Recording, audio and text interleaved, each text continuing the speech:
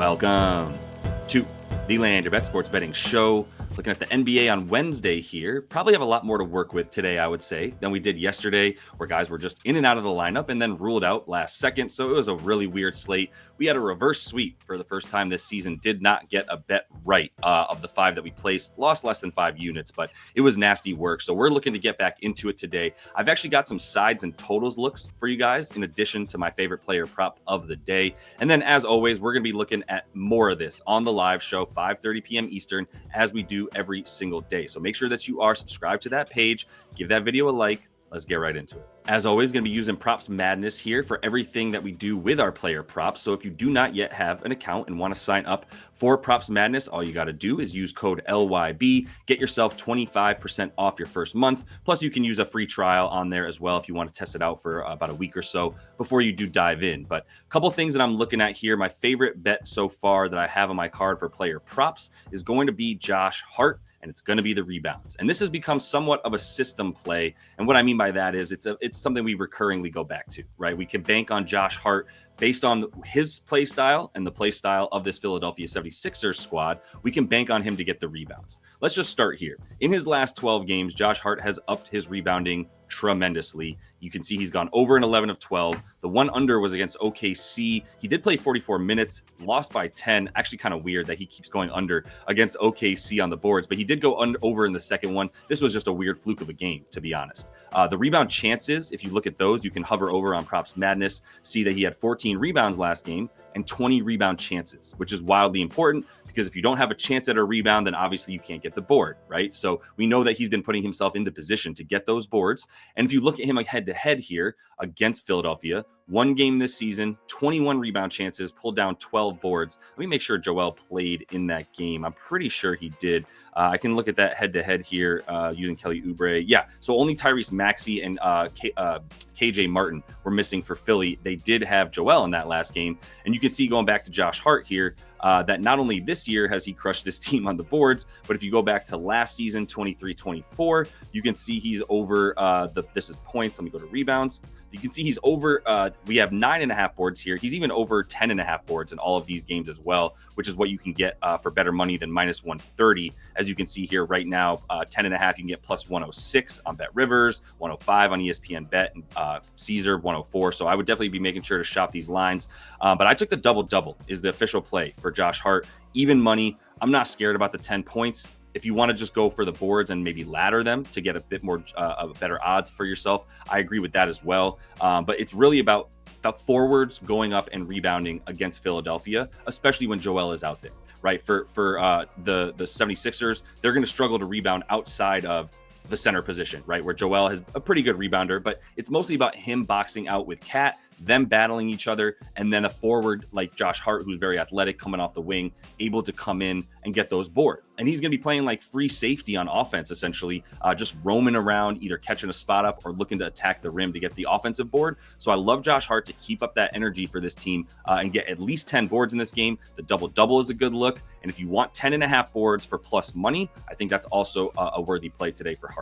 The other player prop that I have that I at least want to put out there on your radar, guys, is Payton Pritchard, and his points prop should be at about 10.5. You can get some 10.5s here. 11.5 is available for better odds if you want it. I think 11.5 is fine as well. I know that he's had a few sort of rough games, if you will, but I mean, really, it's not rough games. There's just been a couple bad shooting nights. 4 for 10 in each of and 4 for 11 in each of the last 2 games. 1 for 6, 0 for 5, right, against the Thunder. Thunder was a terrible matchup. Against the Nuggets, another bad shooting night. Kings, Pellies, bad shooting nights. Both good matchups, but bad shooting nights. So we're going to bait on him positively regressing back to the mean here. If he's taking 11 shots, even in games that weren't total blowouts at times, like they beat the Pellies by 1 point, right? And he still got 10 shots up.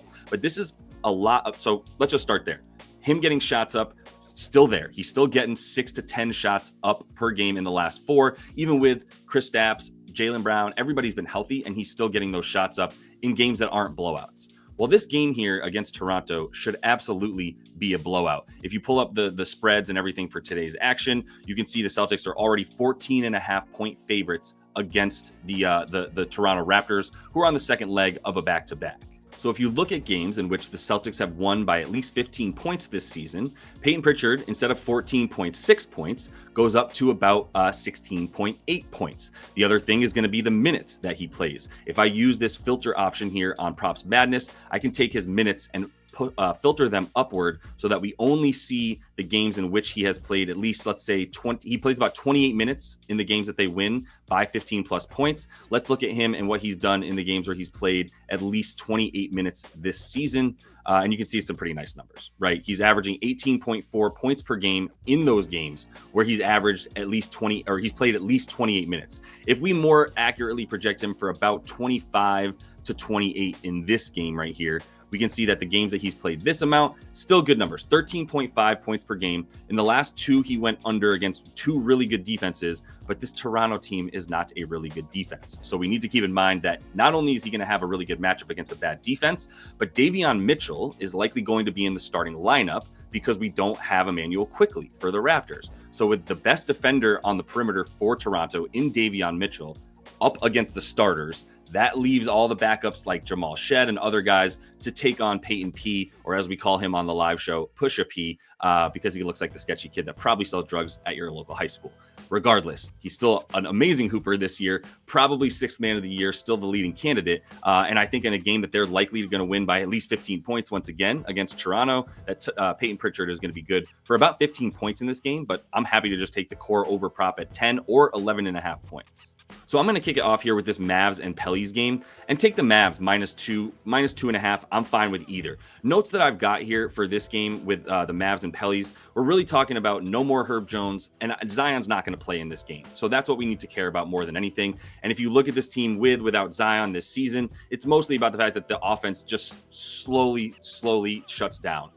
Essentially, even with DeJounte Murray, CJ McCollum, and Trey Murphy out there, there's no threat going to the rim and attacking the rim, which really leaves things wide open for the Pels. We're going to have no Lively in this game, but Kyrie should be good to go. So that's the cap here for the Mavs is simply just an underman team in the Pellies on a back-to-back versus an adequately manned team in the Mavs on the back-to-back. Knowing that they don't have Luka, obviously, and they don't have Lively, but I think PJ Washington steps up. There's going to be a lot of opportunities down low for the Mavs without Zion down there. Yves Misty's going to have his hands full. So I do like the Mavs to cover 2 or 2.5 in this one.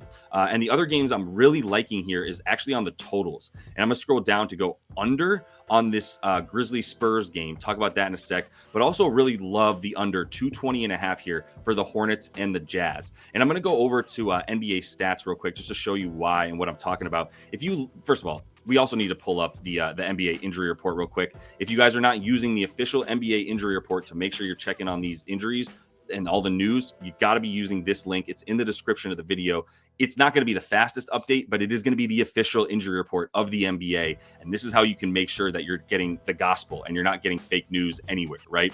But if we're looking at this Utah-Charlotte game, I just want to show you for Utah mostly, Jordan Clarkson, John Collins, Keontae George questionable. Let's see, we still have no even Johnny Juzang, Lauri Markkanen, and Colin Sexton all out in this game. So give me Isaiah Collier, give me a bunch of Bryce Sensabaugh season today as well. Those are going to be where I'm looking. But the key is all these guys for Utah lead to fast pace and bad defense and pretty good offense.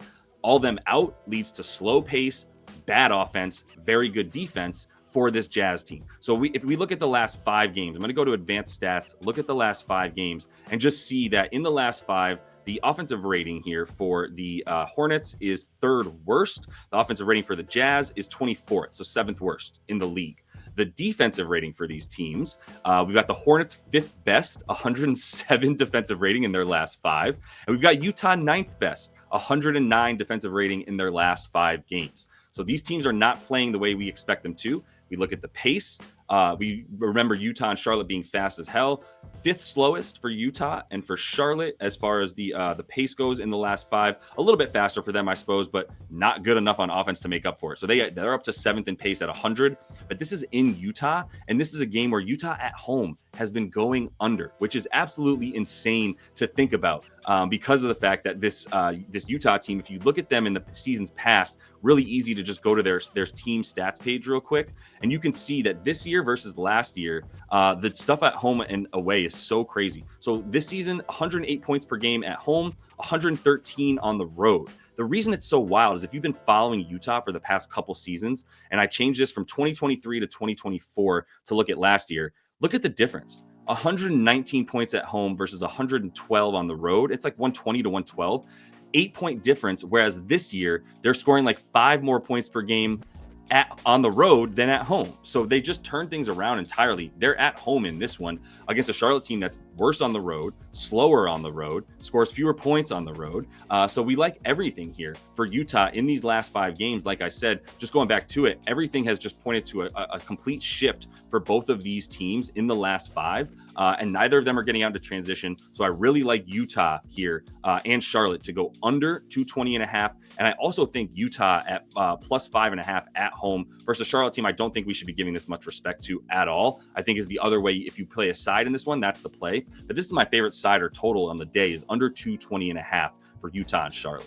All right, we're going to turn around these player props today on the live show, 5:30 p.m. Eastern. So make sure you tune in and bring those bets. I'll be there with live show producer David. We'll be going over plenty of player props. I got to start getting some volume out there today for these player props and start getting back to these winning ways. Still up 35 units on the season, so we'll look to keep building on it and get back up over to 50 here in the next couple of weeks. But appreciate everybody tuning in. I'll hopefully see y'all in a few hours. And until I do, happy betting.